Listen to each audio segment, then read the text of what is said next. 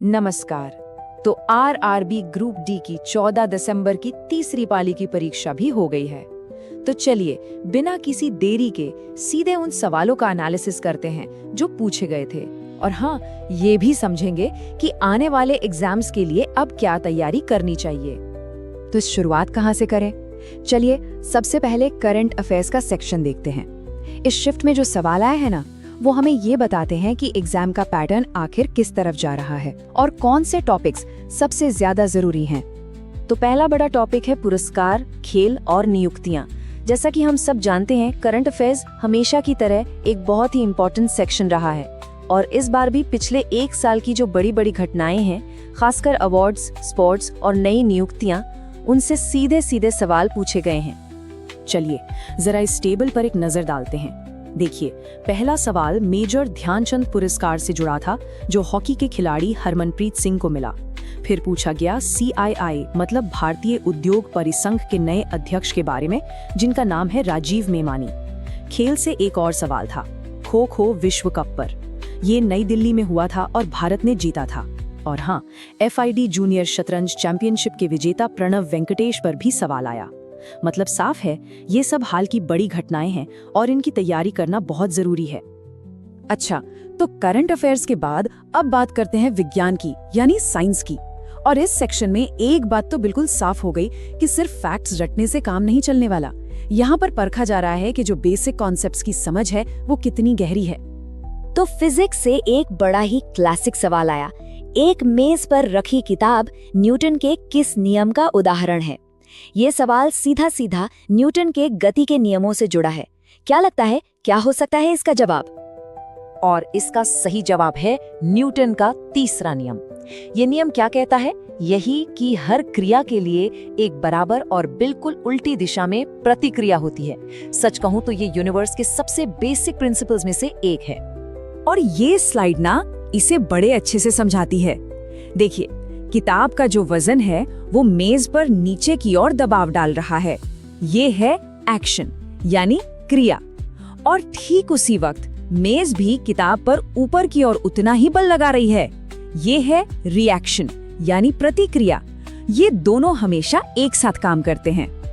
ठीक है, तो फिजिक्स के इस बेसिक नियम के बाद चलिए अब जरा बायोलॉजी की तरफ चलते हैं और पौधों की ग्रोथ से जुड़ा एक ऐसा ही जरूरी सवाल देखते हैं।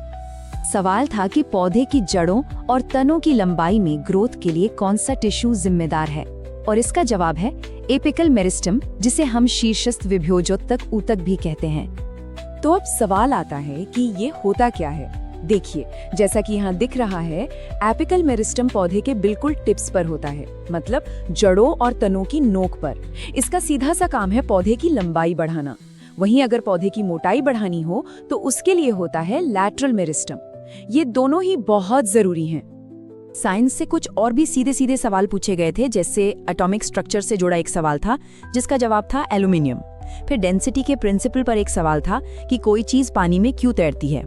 ऑप्टिक्स से एक प्रैक्टिकल सवाल था कि डेंटिस्ट कौन सा शीशा इस्तेमाल करते हैं, जो कि अवतल दर्पण यानी कॉन्केव मिरर है। और बायोलॉजी से एक अनिषेचित अंडाणु की लाइफ के बारे में पूछा गया। ये सारे सवाल यही दिखाते हैं कि बेसिक साइंस पर पकड़ होना कितना ज्यादा जरूरी है। चलिए अब आते हैं अपने आखिरी कंटेंट सेक्शन पर। इसमें टेक्नोलॉजी, नेशनल पॉलिसीज और इंस्टीट्यूशनल डेवलपमेंट से जुड़े सवाल थे। इससे साफ पता चलता है कि एग्जाम में देश की प्रगति पर भी पूरी नजर रखी जा रही है। आइए कुछ बड़ी नेशनल पहलों पर नजर डालते हैं। विजन इंडिया एट 2047, ये 2047 तक भारत को एक विकसित देश बनाने का एक रोड मैप है, और इसी तैयार करने का काम नीति आयोग कर रहा है। डिफेंस टेक्नोलॉजी में इंडियन आर्मी और IIT मद्रास ने मिलकर अग्निशोध केंद्र शुरू किया है। स्टेट लेवल पर पंजाब सरकार की उद्योग क्रांति पहल के बारे में पूछा गया, और बैंकिंग सेक्टर से RBI ने जो फिनो पेमेंट्स बैंक पर जुर्माना लगाया था, उस पर भी सवाल था। तो इस पूरे एनालिसिस से हम क्या सीख सकते हैं? हमने जो पैटर्न देखा है उसके बेसिस पर अगले दिन के एग्जाम के लिए कुछ बहुत ही जरूरी टेक अवेज हैं। तो अगली परीक्षा के लिए किन बातों पर ध्यान देना है? सबसे पहली बात, लेटेस्ट करंट अफेयर्स पर अपनी पकड़ मजबूत कर लें, खास तौर पर अवार्ड्स और स्पोर्ट्स। साइंस में फिजिक्स के बेसिक प्रिंसिपल्स जैसे न्यूटन के नियम और मिरर्स, और बायोलॉजी में प्लांट टिश्यूज जैसे टॉपिक्स को जरूर दोहरा लें। और हाँ, नीति आयोग और IITs जैसी संस्थाओं की जो राष्ट्रीय पहल है, उन पर भी नजर बनाए रखें। ये वो एरिया है जहां से सवाल आने के चांसेस सबसे ज्यादा हैं। देखिए, इस एनालिसिस का सबसे ज्यादा फायदा तभी है जब इसे तैयारी में तुरंत इस्तेमाल किया जाए। तो सोचने वाली बात यह है कि इस जानकारी के आधार पर आज रात सबसे पहले कौन सा टॉपिक रिवाइज करना चाहिए। अपनी तैयारी को एक सही दिशा दीजिए और कामयाबी की तरफ बढ़िए। नमस्कार और स्वागत है हमारी आज की खास चर्चा में। आज हमारे पास 14 दिसंबर 2025 को हुई RRB ग्रुप डी परीक्षा की तीसरी पाली के सवाल हैं। लेकिन देखिए, हम यहाँ सिर्फ जवाबों की लिस्ट नहीं बनाने वाले। बिल्कुल नहीं। हमारा मिशन कुछ और है। हम इन सवालों के जरिए ये समझने की कोशिश करेंगे कि पेपर बनाने वालों का दिमाग कैसे चल रहा है। सही कहा, ये एक तरह की रिवर्स इंजीनियरिंग है। हम हर सवाल को सिर्फ एक तथ्य की तरह नहीं, बल्कि एक इशारे की तरह देखेंगे। ये समझने की कोशिश करेंगे कि एक ही टॉपिक से और कैसे सवाल बन सकते हैं और हर जवाब के पीछे का क्यों और कैसे क्या है। बिल्कुल। तो चलिए इस पहेली को सुलझाना शुरू करते हैं। चलिए। ठीक है, तो इसे खोलते हैं।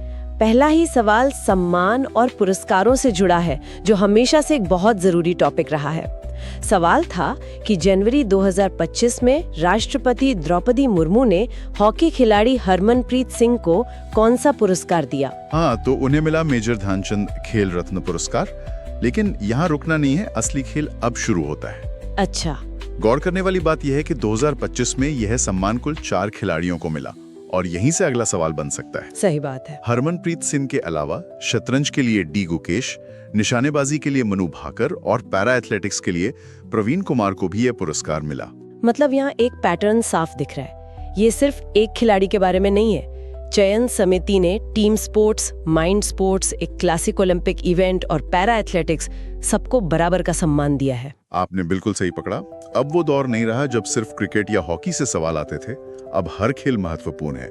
इसी तरह अगला सवाल एक बड़ी नियुक्ति से जुड़ा था। हाँ, मैंने देखा। जून 2025 में CII यानी भारतीय उद्योग परिसंघ के नए अध्यक्ष कौन बने? CII, जो भारत में इंडस्ट्री की सबसे बड़ी आवाज मानी जाती है, तो जाहिर है इसका प्रमुख कौन है ये जानना जरूरी है। हाँ, और ये जिम्मेदारी संभाली राजीव मेमानी ने, जो अर्नेस्ट एंड यंग इंडिया के अध्यक्ष भी हैं। लेकिन परीक्षा में अब एक कदम आगे बढ़कर पूछते हैं। सवाल ये भी आ सकता है कि उन्होंने किसकी जगह ली। अच्छा, ये भी पूछ सकते हैं। बिल्कुल। तो जवाब है, उन्होंने संजीव पुरी का स्थान लिया। ये संदर्भ याद रखना बहुत जरूरी हो गया है। यानी सिर्फ क्या नहीं, बल्कि किससे पहले और किसके बाद भी महत्वपूर्ण है। चलिए अब मैदान में उतरते हैं। खेल जगत से भी कई दिलचस्प सवाल थे। खो खो विश्व कप 2025 का पहला संस्करण कहाँ हुआ था? ये हुआ था नई दिल्ली, भारत में। अब इसमें भी कई परतें हैं। एक तो ये पहला संस्करण था, इसलिए ऐतिहासिक हो गया। हाँ, ये तो है। दूसरा, ये इंदिरा गांधी इंडोर स्टेडियम में हुआ। और सबसे दिलचस्प बात, क्या? पुरुष और महिला दोनों वर्गों का खिताब भारत ने जीता और दोनों ही फाइनल में नेपाल को हराया। वाह, ये तो दोहरी जीत थी। मतलब घर पर आयोजन किया और दोनों ट्रॉफियां भी घर पर ही रख लीं। बिल्कुल। खेल की बात चली है तो शतरंज की दुनिया से भी एक सवाल था, जो दिखाता है कि परीक्षक की नजर इंडोर गेम्स पर भी है। 2025 की फीडी विश्व जूनियर शतरंज चैंपियनशिप किसने जीती? ये खिताब भारत के प्रणव वेंकटेश ने जीता, जो चेन्नई के रहने वाले हैं। और यहाँ भी कुछ गहरे तथ्य छिपे हैं। प्रणव ये खिताब जीतने वाले चौथे भारतीय बने। अच्छा। ये दिखाता है कि भारत अब शतरंज में एक महाशक्ति बन चुका है। और अगर परीक्षक ने थोड़ा और घुमाकर महिला वर्ग के बारे में पूछ लिया तो विजेता थी रूस की एना सुखमन। बिल्कुल सही। और ये टूर्नामेंट का 43वां संस्करण था, जो मोंटेनेग्रो में हुआ। देखिए, एक सवाल में कितनी सारी जानकारी है। इसी से जुड़े कुछ और छोटे मगर जरूरी सवाल भी थे, जैसे विश्व सुमो चैंपियनशिप 2025 कहाँ हुई? वो हुई बैंकॉक, थाईलैंड में। और एक और कप जिसके बारे में शायद कम लोगों ने सुना हो, बख्शी कप 2025 का विजेता कौन था? इसका विजेता थी भारतीय नौसेना अकेडमी। ये सवाल इसलिए खास है क्योंकि ये रक्षा बलों से जुड़ी खेल प्रतियोगिता है। हाँ बिल्कुल। इसमें उप विजेता रही राष्ट्रीय रक्षा अकादमी। ये प्रतियोगिता केरल के एजीमाला में हुई थी और इसकी एक विरासत है। इसकी शुरुआत 1960 में मेजर जनरल रणवीर सिंह बख्शी ने की थी। आप देश की बड़ी योजनाओं और संस्थानों की बात करते हैं। सवाल था, विजन इंडिया एट 2047 योजना तैयार करने की जिम्मेदारी किस संस्था को दी गई? ये जिम्मेदारी दी गई है भारत के थिंक टैंक नीति आयोग को। और इसका लक्ष्य तो बहुत बड़ा है। जी, भारत की आजादी के 100वें साल यानी 2047 तक भारत को एक विकसित राष्ट्र बनाना, ये एक लंबा रोड मैप है। और देश को विकसित बनाने में उद्योगों की भूमिका तो सबसे अहम है। इसी से जुड़ी एक पहल पर सवाल था, उद्योग क्रांति पहल किस राज्य सरकार ने शुरू की है? ये पंजाब सरकार की पहल है। और इसकी खास बात क्या है? इसकी खास बात है इसका मॉडल। इसमें कहा गया है कि अगर किसी उद्योग की अर्जी पर 45 दिनों में कोई फैसला नहीं होता तो उसे फास्ट ट्रैक पंजाब पोर्टल के जरिए अपने आप मंजूरी मिल जाएगी। इसे डीम्ड अप्रूवल कहते हैं। ये तो नौकरशाही को कम करने की दिशा में एक बहुत बड़ा कदम है। बिल्कुल, मतलब अब फाइलें अटकी नहीं रहेंगी।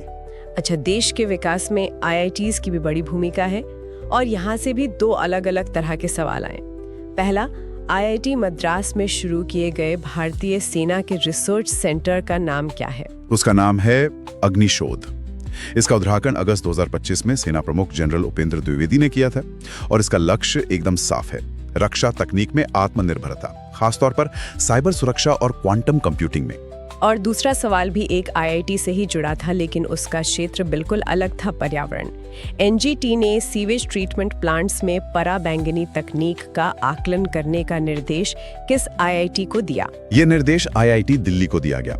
NGT चाहता है कि IIT दिल्ली वैज्ञानिक तौर पर ये पता लगाए कि नदियों को साफ करने के लिए ये UV तकनीक कितनी असरदार है। तो देखिए, एक ही संस्था का इस्तेमाल देश की रक्षा और पर्यावरण दोनों को मजबूत करने के लिए हो रहा है। सही बात है। बिल्कुल, ये पैटर्न साफ है कि अब व्यवहारिक ज्ञान पर जोर है। चलिए इसी बात को आगे बढ़ाते हैं और विज्ञान के सवालों को देखते हैं। पहला सवाल केमिस्ट्री से है। अगर किसी तत्व का परमाणु द्रव्यमान 27 और न्यूट्रॉन संख्या 14 है, तो वो तत्व कौन सा है? यहाँ बहुत सीधी सी गणित है। परमाणु क्रमांक निकालने के लिए हम परमाणु द्रव्यमान में से न्यूट्रॉन की संख्या घटा देते हैं, यानी 27, 14। हाँ, जो हुआ 13।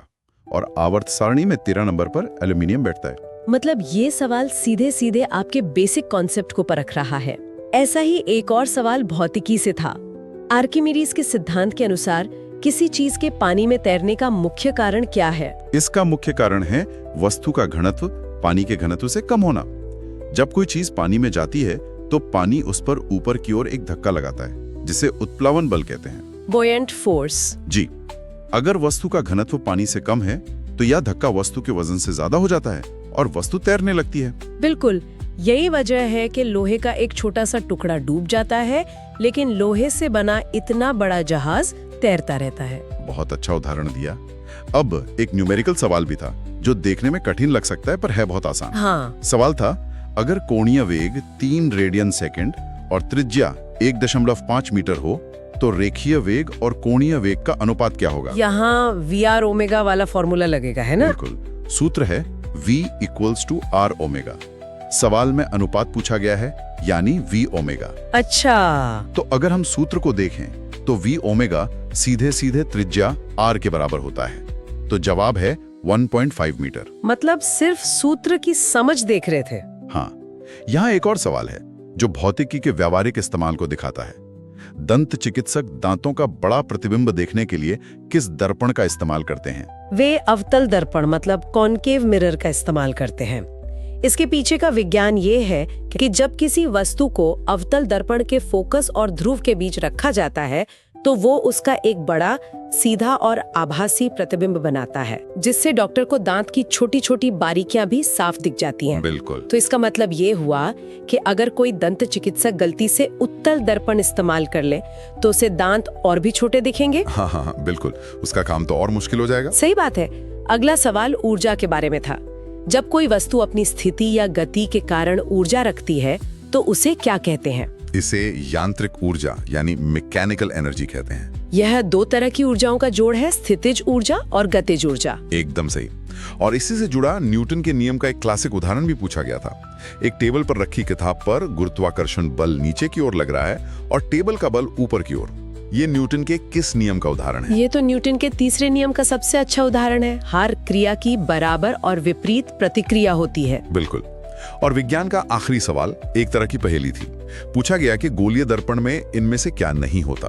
विकल्प थे वक्रता केंद्र, मुख्य अक्ष, फोकस और अपवर्तनांक। ये सवाल थोड़ा घुमावदार है। हाँ, इसका सही जवाब है अपवर्तनांक, और वजह समझना जरूरी है। वक्रता केंद्र, मुख्य अक्ष और फोकस, ये तीनों चीजें परावर्तन यानी रिफ्लेक्शन से जुड़ी हैं, जो कि दर्पण का काम है। और अपवर्तनांक? अपवर्तनांक का संबंध अपवर्तन यानी रिफ्रैक्शन से है। ये लेंस में होता है, दर्पण में नहीं। क्या बात है। अब भौतिकी और रसायन विज्ञान से आगे बढ़कर जीव विज्ञान की दुनिया में चलते हैं। यहाँ भी सवाल सीधे और कॉन्सेप्ट पर आधारित थे। पहला सवाल था, इनमें से कौन सा मादा प्रजनन अंग है? दिए गए विकल्पों में से सही जवाब था गर्भाशय, यूटेरस, जबकि बाकी विकल्प जैसे वृषण, शुक्रवाहिनी और प्रोस्टेट ग्रंथि, ये सभी नर प्रजनन अंग हैं। अगला सवाल पौधों से जुड़ा था, और ये बहुत दिलचस्प है क्योंकि इसी से जुड़ा एक और सवाल भी था। सवाल था, पेड़ की जड़ और तने के सिरों पर लंबाई में वृद्धि के लिए कौन सा ऊतक जिम्मेदार है? इसके लिए शीर्षाग्र विभ्योतक एपिकल मेरिस्टम जिम्मेदार होता है। शीर्ष मतलब सिरा? बिल्कुल, ये ऊतक पौधे के बढ़ते हुए सिरों पर पाया जाता है और इसकी कोशिकाएं लगातार बढ़ती रहती हैं, जिससे पौधे की लंबाई बढ़ती है। और देखिए, परीक्षक ने इसी कॉन्सेप्ट को एक व्यवहारिक स्थिति में डालकर दोबारा पूछ लिया। सवाल था, प्याज का ऊपरी सिरा काटने पर जड़ों में वृद्धि क्यों रुक जाती है? इसका कारण भी वही है। प्याज का सिरा काटने से हम उसका शीर्षाग्र विभ्योतक वाला हिस्सा हटा देते हैं। अच्छा। जब वो ऊतक ही नहीं रहेगा तो नई कोशिकाएं नहीं बनेंगी और जड़ का नीचे की ओर बढ़ना रुक जाएगा। यह एक ही कॉन्सेप्ट को दो अलग अलग तरीकों से पूछने का बेहतरीन उदाहरण है। जी। जीव विज्ञान से एक और तथ्यात्मक सवाल था, मादा का अनिषेचित अंडाणु कितने समय तक जीवित रहता है? ये अंडोत्सर्ग मतलब ओव्यूलेशन के बाद लगभग 24 घंटे तक जीवित रहता है। अगर इस दौरान निषेचन नहीं होता तो ये नष्ट हो जाता है। चलिए अब कुछ विविध विषयों पर आते हैं जो दिखाते हैं कि सामाजिक कानूनों और बैंकिंग पर भी नजर रखनी होगी। वक्फ संशोधन 2025 के तहत जब तक किसी महिला को संपत्ति में उसका हिस्सा नहीं मिल जाता, तब तक क्या नहीं किया जा सकता? तब तक कोई भी व्यक्ति अपनी संपत्ति को वक्फ के रूप में दान नहीं कर सकता। ये एक बहुत ही प्रगतिशील संशोधन है। ये कानून परिवार की महिलाओं और अनाथों के विरासत के अधिकारों की रक्षा करता है। दान करने से पहले उनका हक देना अनिवार्य कर दिया गया है। बिल्कुल।